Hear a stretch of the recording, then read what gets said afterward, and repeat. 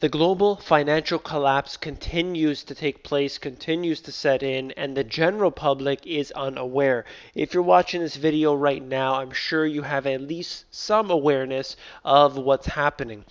Who is behind this and how does it happen? I'm going to talk about one major thing that's going on today. We know specifically that the Fed is at the center of the crisis. The Federal Reserve bailed out banking institutions and corporations all around the world over the last few years. The Federal Reserve bailed out banks in Canada, Scotland, South Korea, and so many other places. There's no need for this. All of the countries have their own central bank. The Federal Reserve is bigger than everything. They are the center of the problem. I want to talk about bonds. Greek bondholders set for 74% loss. This was back in 2012. So we all heard about the Greek crisis that was happening, and that seemed like it was the first domino to fall. They were talking about how Greece would have to leave the Eurozone and so many other things.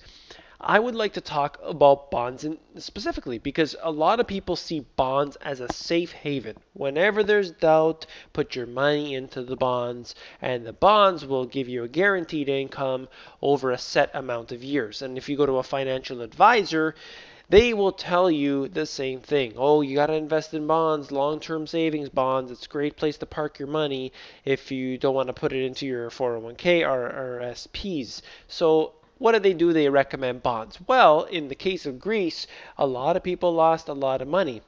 What is a bond? This is for the basics, for the beginners. Let's break it down into its most simple form. What is a bond? And this right here is a diagram from my book, The Money GPS. And I broke it down to its absolute simplest. The government has a pile of debt. And they're all little IOU slips here.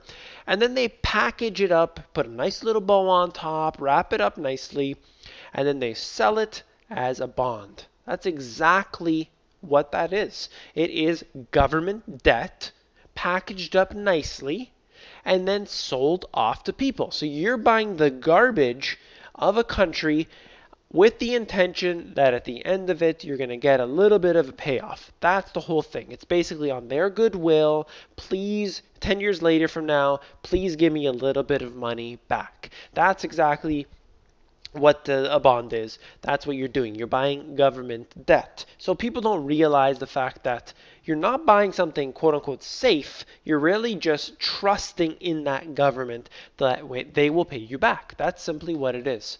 And look at this right here. Debt crisis. Greece bondholders could face more losses, says Berlin. And they're talking about another round of write-offs. Of course, that's exactly what's happened. They never really repay back what they've accumulated, and the banking industry will get their money back. See, when the banks will get their money back either through bailouts, through bail-ins, taxation, however it is. It will be written into law that the banks get their money back. The ordinary citizens will not. That's just the way it works. It's always been like this, and it always will be. European Central Bank moves to avoid loss on Greek bonds. See, because the ECB, as I just said, the banks, the ECB will not lose their money. They're not going to lose a penny on anything.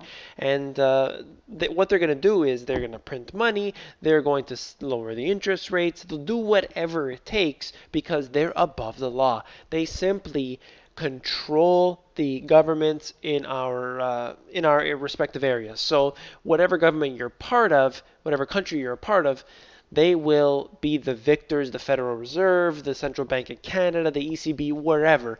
They're winning, we're losing. Why? Because we're dealing with things like bonds. Bonds are not something that people should necessarily get into. Corporate bonds, I could see a potential there, but altogether, paper investments, you're really trusting in a system that you know very little about. Of course, you don't really know what a country's doing with their finances. A lot of it's transparent, but there is more that is, of course, in the really not shown to us. So, what do? We have to invest in real assets. I've talked about this many times. I'll just briefly mention you want things like, not just these, things like gold and silver, junk silver, real estate. People who say real estate is too expensive, think of things like a parking spot in a nice area. Think of a storage locker. You don't have to buy a big house or even a condo. You could buy little things and make money if they're in nice areas. And you can rent them out to people, so on and so forth.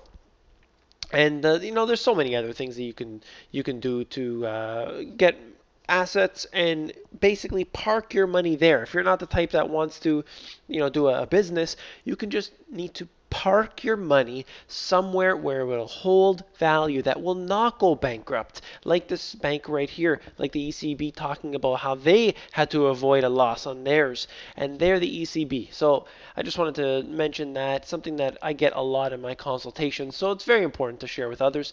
This is, of course, to get people to learn more. I have the Money GPS Insiders. It's where you can get the breaking news, get the deep analysis that I've done, the research that I've done over the years, and I can bring that to you. And it's right here. It's on the moneygps.com. You scroll down to the bottom, fill in your email address, and sign up on there, and that's all.